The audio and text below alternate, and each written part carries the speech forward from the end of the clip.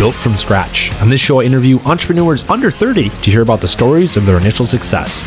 My goal is to encourage the next generation of leaders to take action and make a difference. I'm Eric Libby. On today's episode, we have entrepreneur Pergande with SideShift. Originally from Eden Prairie, Minnesota, Canyon grew up as a multifaceted athlete playing both baseball and hockey. His entrepreneurial journey began when he was in high school in 2019 when he started his landscaping company, CP Landscaping Services. In September 2020, he decided to pursue a degree in finance and real estate, enrolling at the University of Wisconsin. Towards the end of his college career, he launched a company called SideShift, which began as a school project and since has grown into a business operating on 1,000 campuses with over 30,000 users. Since founding his company in January 2024, he has secured partnerships with brands like Doritos and Hot Sauce, raised over $200,000 in funding, and recently broke into the top 25 business apps on the App Store. Canyon is just 22 years old. Canyon, welcome to the show. Thanks for having me, Eric. It'll be some fun. It's crazy for our listeners, just for context. Canyon and I grew up in the same hometown in Eden Prairie, Minnesota, and I moved in 2016 to Florida, and it's been about 8 years probably since we've connected on LinkedIn, and now we're back at it, both working on businesses, which I thought was super, super cool. So where we're going to start today, Canyon, what we do with every episode, taking them back to the beginning of your journey. I'd love to know, what was growing up in Eden Prairie like? What were you thinking about? What were you doing when you were just a kid? Yeah, I mean, growing up in Eden Prairie was great. It's a great community in that town. Played a lot of sports, which is, I think, where, I made the majority of my friendships and, things of that nature. But yeah, super blessed to kind of had that community along my side while I was growing up. Super cool. And so obviously this is a show we're talking about entrepreneurship and business. Do you remember, like, when you were a kid, was there any initial, even before CP Landscaping, like when you were in high school, like, was there any entrepreneurial things that you were doing, like lemonade stands or anything like that when you were a kid? Do you remember?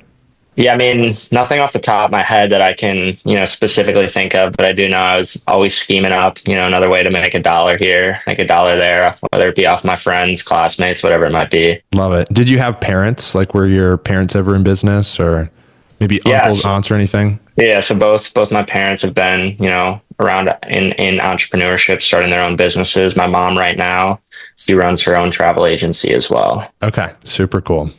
So you progressed through multiple years and maybe have some of these initial sparks when you were younger of little entrepreneurial things, but nothing too serious until you get to May of 2019. And so you are you're going into senior year, finish your junior year of high school, and you start CP Landscaping Services. And I'd love to know what the genesis of that idea. What were you thinking? How did you go about starting that company? Right. I mean, all through high school, I'd always kind of ran with, doing random side projects on the side to make some extra cash. Obviously played sports in the summer, so never really had the schedule to kind of have a traditional job. But yeah, I mean, it was kind of, I guess, around COVID time, 2019, 2020. I had previously done, a couple internships and kind of wanted to start something for myself. And, landscaping was just, I had done it before. It was easy. It was good cash. And so, yeah, kind of just leaned into it. So you're thinking about, okay, I need to have something flexible. I need to make some money. How did you go about getting those first few customers? Yeah, I mean, there's this app called Nextdoor. Essentially, people just post like, yep. "Hey, need some help," and some. So you're just going on there, spamming the chats. People would say something, and you're going on there and just responding to whatever. Yeah. Right. Hey, I'm an 18-year-old. Please, trust me with some tools in your yard. Beautiful. So you start acquiring a few customers like this, and then, I mean, what were some of the next steps? You get a few customers and then you obviously grow it. You spend some time working on this company. Honestly, was kind of just, a summer thing. Obviously, I was at school during the year, would come back home during the summers. I had internships and stuff on this during the day. And so would kind of just, do it on the weekends and stuff to make some extra cash. Had some friends helping me out with it, if there were jobs that I couldn't necessarily always be at. But yeah, I mean, for me, it was always just, it was good. I liked kind of having my own thing on the side, but more importantly, it was, kind of the best way to make cash as, a kid in high school and college as well. Right on. And for a team, because I think that's a big one, is like when for any operation, you start getting bigger and then you need people that you can't do it all on your own. So you need to bring on people. How did you How did you think about hiring some of your friends? Like, were you just like, all right, I'm just going to pick whoever and like, hey, come work with me? Or was there more like a criteria? Like how did you know that they were going to be a good fit for what you needed them to do? I mean, to be honest, it was kind of one of those things where it was just like shoot a text in the group chat. Hey, anyone Okay, available fair. to work this week? Yeah. Got a couple jobs lined up. I guess towards like last couple of years, I had a couple people that, I just worked with progressively and, we'd gotten along well. They enjoyed it, kind of working together. So I guess we just, decided to put a little bit more time in, kind of on that end. Did you ever, because it was friends, did you ever have accountability issues, or it was kind of like that touchy subject, because it's your company, right? So Right. telling them like they need to be somewhere. Did you ever have people step on each other's toes? I mean, luckily, no. I would say, I kind of realized everyone had, their internships, things going on. So it was more so one of those things where, if you can do it, great. If not, just let me know. I think because we were friends, we had good communication. So never really ran into clear. that. What was the biggest learning takeaway you had from that business? I know you worked on about 4 years, just Yeah. 4 years. I mean, I would say like manual labor is very taxing, and I knew that it wasn't something I wanted to do forever, but I think, it's good. Build some grit, build some character, kind of pushes the limits a little bit. So yeah, that was, good learning as well. Right on. So now in school, you kind of come to the end of your time at Eden Prairie High School and you decide you want to go to University of Madison or UW. And I'm curious, you pursue finance and business. How did you know that was right? How did you know going to college was your next step for where you want to go in your career? Yeah, I mean, it kind of was, I guess, the traditional route. Both my parents had gone to college. Okay. Seemed like a no-brainer for me. I guess all my friends were going to college. I didn't really, have any other thoughts. So yeah, it was kind of a no-brainer. When it's on the show, I think it's important because there's a lot of, the target that I think we really help is entrepreneurs maybe just starting out, or maybe high school students that are thinking, I want to start my own company someday. And for those that are like considering, or maybe on the fence, like, I maybe want to start my own company, but I maybe go to school, I'm not really sure. Like, what was like the biggest takeaway that you had at University of Wisconsin? Like, where it really was worth your while to spend the 4 years there? Yeah, I mean, I would say, college more than anything, like more than what you actually learn in class is, the network, and, you're surrounding yourself with people that, have big aspirations. Obviously, they're paying a lot of money to go to school. And so the majority of them, want to take something out of that. So I'd say more than anything, that I learned in the classroom, definitely the network aspect. Very nice. And so as you progress down your University of Wisconsin experience, you do a couple internships like you mentioned, and then finally you do end up closing that business. So you had that for 4 years, like I mentioned. How did you know it was the right time? And of course there's something really exciting that happens after that, but you got to that 4 years and you were like, you stopped it. So what was the turning point there? Yeah, for me, it was always kind of just, a summer thing. I guess hindsight 2020 would have loved to, put a little more energy into it and probably could have made something out of it. But for me, it was kind of just, do it during the summers, make some extra cash, kind of to have to spend while I'm back at school. But I kind of knew that after I graduate, I probably wasn't going to be Something continuing. else. Got it. Right. Love it. So now you fast forward to January of 2024. And I think the story goes, you were in a class, you started working on this idea, and then it evolved into something more. So this is where Side Shift comes in. How did this come to be? Yeah. So it was like senior year. Me and one of my buddies, Nick, we really just, wanted to work on some sort of project during the year. Both had light schedules, both have families that, are in entrepreneurship. And so, yeah, I mean, it started, I had worked at a bar on campus. We had a bunch of buddies that were coming back to school. Internship money was drying out. So hitting the streets to find jobs, we found that most of the, bars, restaurants on campus, they were using paper applications, come in, drop off your resume, etc. And so, yeah, it really kind of just started as, let's see if we can, build a way to make it easier for students to find part-time jobs on campus. What was like the initial, because you didn't have a fully formed app at the beginning. So how did the like connection piece first start? We kind of just learned, I guess, a little bit of design skills. None of us knew how to code, and really just go out to these businesses and kind of just like show them these mock-ups on our phone, try and get some feedback.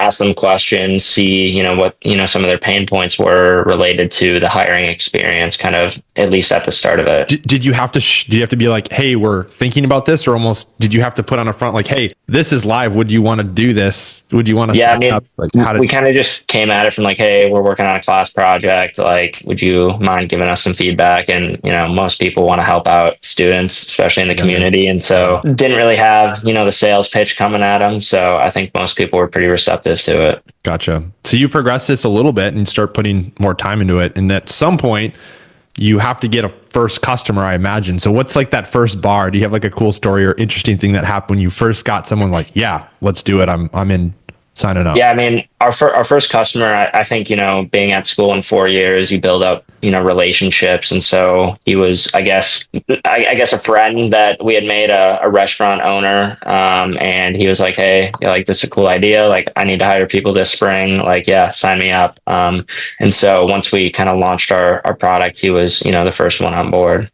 Very cool. So to kind of continue on lead gen. So at the beginning, you're going to these bars and like, obviously it starts in your area where you're going to school.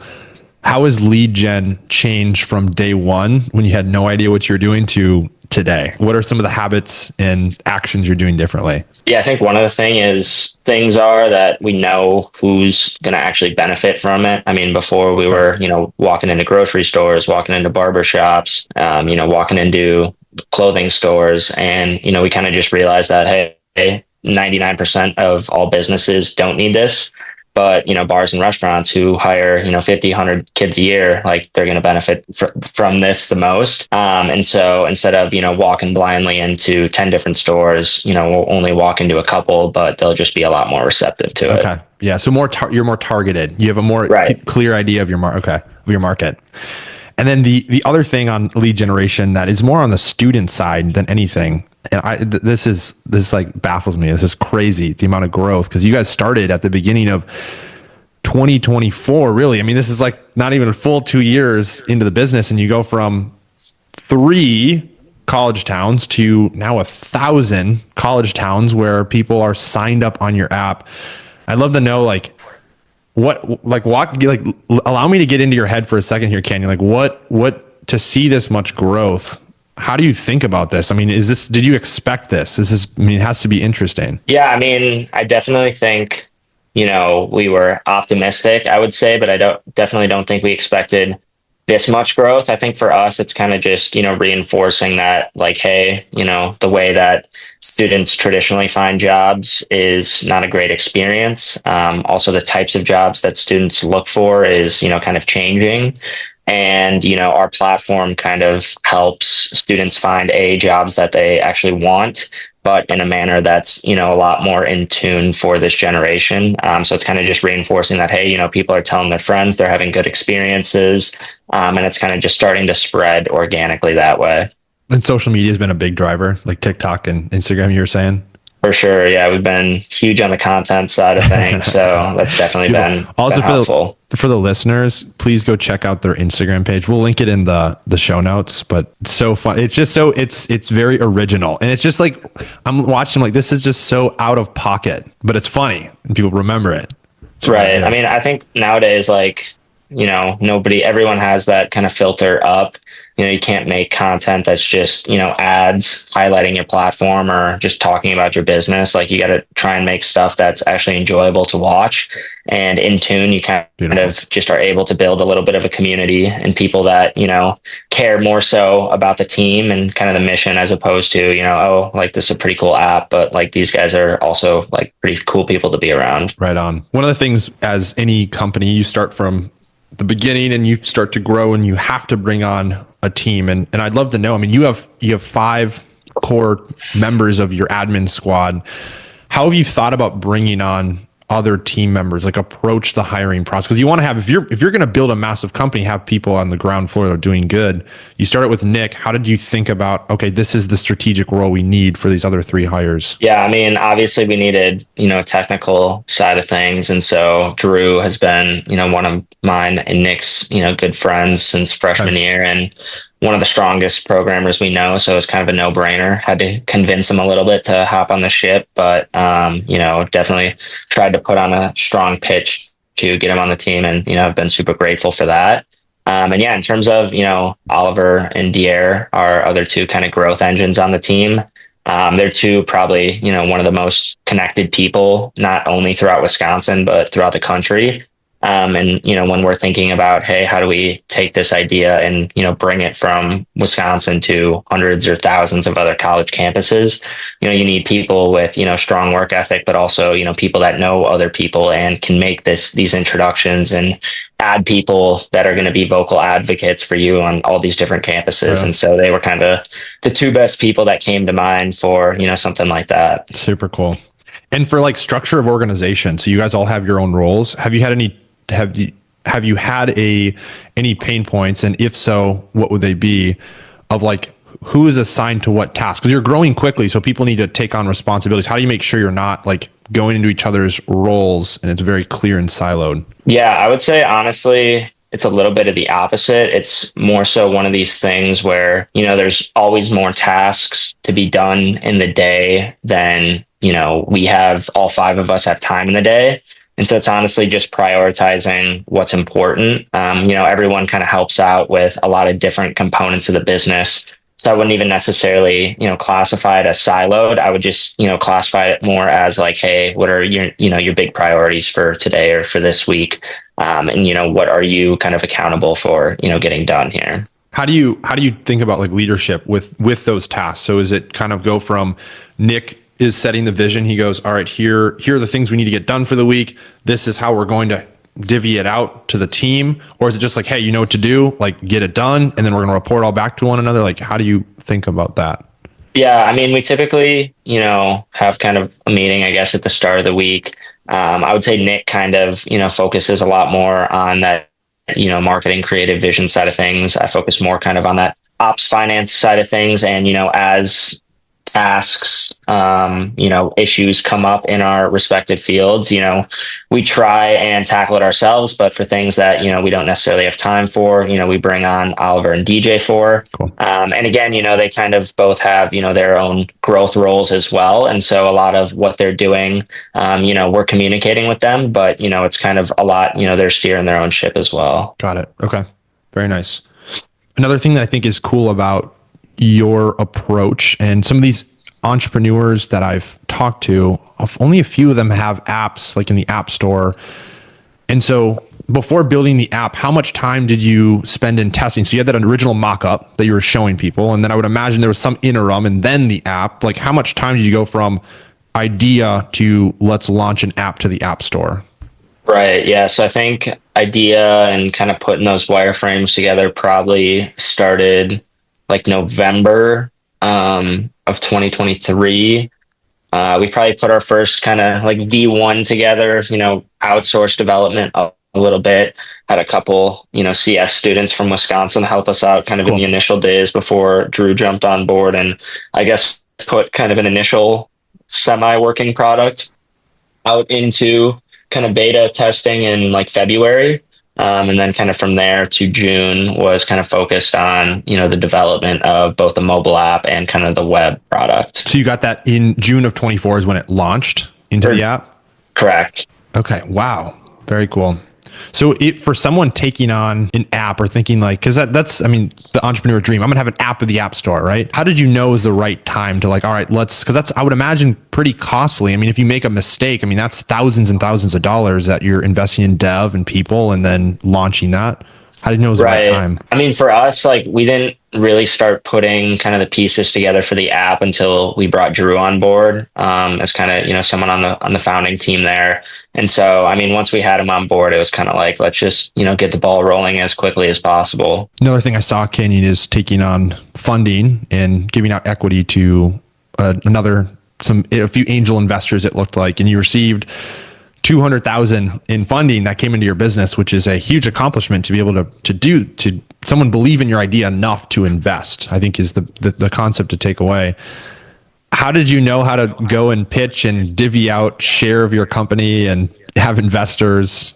Have you worked with something like this before? No, honestly, it was, first time really.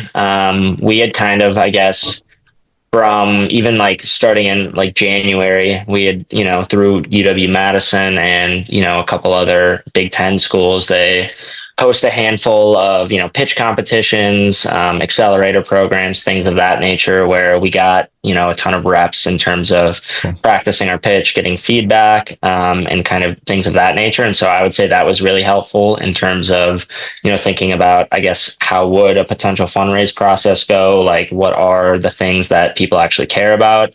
And then, yeah, I mean, it really, kind of started within, I guess, our friends and family and our close network. I would say, the people that are going to believe in you the most are, the ones that are closest to you. So, don't be afraid to reach out to them before, thinking you have to kind of go to LinkedIn or other people's networks to, try and get funding that way. Have you been any weary at all on, all right, well, I've had to give up share of the company before? I mean, granted, it's at the base level, but you're giving a piece of what could be yours. Was that ever something you considered? Like, I don't want to give up share. No, yeah, it's definitely something we consider. And that's why I think, we kind of put together a map of like, okay, like how much money will we need to get from, point A to point B. And so instead of trying to go out and just raise as much money as possible, we were very, selective about how we, brought that in. Is there anything that you've learned? Because that's on more the investor side, but divvying up equity, I don't know what the equity looks like within your team, like your admin team, but is there any like for someone that's considering that, maybe has a startup that they're thinking about, like, is there any do's and don'ts that you would suggest to our audience? Yeah, I mean, I would say in terms of like, just try and be fair with it. Like if everyone's, fully committed, like there's no reason that, someone should have way more equity than someone else. I guess, another do would be like, it's, not something that you need to spend hours and hours thinking about, but, it's something that you should definitely think about and, get down at least in writing or some sort of agreement. Cause, everything's all good and well when things are going good, but, if things do start to go south, that's, when you're going to be like, well, crap, I wish we would have talked about this earlier. And if you flash forward to present day, with all that you've experienced and some of this growth that's been very exciting, what is the biggest problem that keeps you up at night? The thing that you're working on that you just can't seem to get over as an entrepreneur right now? I think right now we're kind of at, this inflection point where, things are starting to pick up, we're starting to grow very, steadily and progressively. And, we're kind of at the point where, things are starting to get real a little bit and, we're starting to think about building out the team. And so I think for us, it's a little bit more about like, okay, let's, make sure that these, first people that we start to add to our team are, the right people that are going to kind of help us take this thing to the next level. So I think that's definitely something that, we've been spending some time thinking about over the past few months here. One of the questions I ask in every interview here, Canyon, is, and it's part of the entrepreneurial roller coaster of emotions we go through, because there's highs and then lows and highs and lows, and it's part of the process that we go through these waves. I'd love to know, what are you doing when things are crushing? You're doing super well, you have the momentum, you feel like everything is just there couldn't be anything wrong. And then how do you get through the times where you're in a rut, you're in a hole, and I'm like, man, I do every single action, I can't seem to get out of this. Let's start on what you're doing. What are you doing, the actions you're taking when you're crushing it? Yeah, I mean, I honestly think like the action should be relatively similar. When things are going great, it's not like you should just go coast mode. Like you should still, be full foot on the gas. And I think it's actually a lot easier to do that when things are going well. It's a lot easier to put in work when you have a lot of momentum and, everyone's happy to be there. But when similarly, when things are going bad, it's not time to shut down. It's also similarly, everyone's just got to pitch in and, kind of think about, hey, how are we going to get to this next level here? Like what needs to change for, us to start working? And so I think it's, when things are going bad, it's, definitely try and think outside the box. How can we change what we're doing right now to kind of get over the hump? We keep on keeping on. Got to keep moving. Got to keep moving. If you go back to your younger self, like before you start Side Shift, What, if you had like one piece of advice, like top of mind right now, one piece of advice you'd give yourself back in January of 2024, right before you were starting that first customer, what would you tell yourself? Yeah, I would say, I definitely would lean into, just be persistent. You shoot 100 shots on goal. Even if you miss 99, all you need is one. And so I think, persistence is a huge thing here. And I think the people that, continue to take no's and, keep driving through are, the ones that, tend to last. End up on top. Very cool. So now as we look to the future, what does SideShift look like at the very top of its peak? You've achieved the vision, exactly what you set out to do.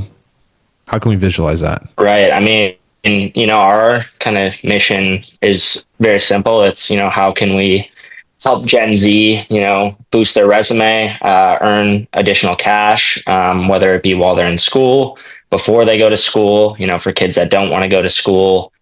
So I think it's kind of, taking this college market that we're serving right now and, just kind of widening it, the diversity of jobs that we're able to offer, the people we're able to serve. And so, yeah, I think, as we continue to kind of, get a little bit more ingrained into this college ecosystem, we definitely want to kind of branch out from there. Very cool. So we're at 1,000 colleges right now. Do you have an end goal? How many colleges? Yeah. I mean, I guess all of them. Every single one. Right. So we're going to finish the episode, Canyon, how we finish every episode here on Built from Scratch. And it's with your favorite quote, the one that you think means the most to you. And the one you chose says, "It always seems impossible until it's done," by Nelson Mandela. And I'd love to know, what does this quote mean to you? And how can the next generation take this quote as words of encouragement to change the world that we live in today?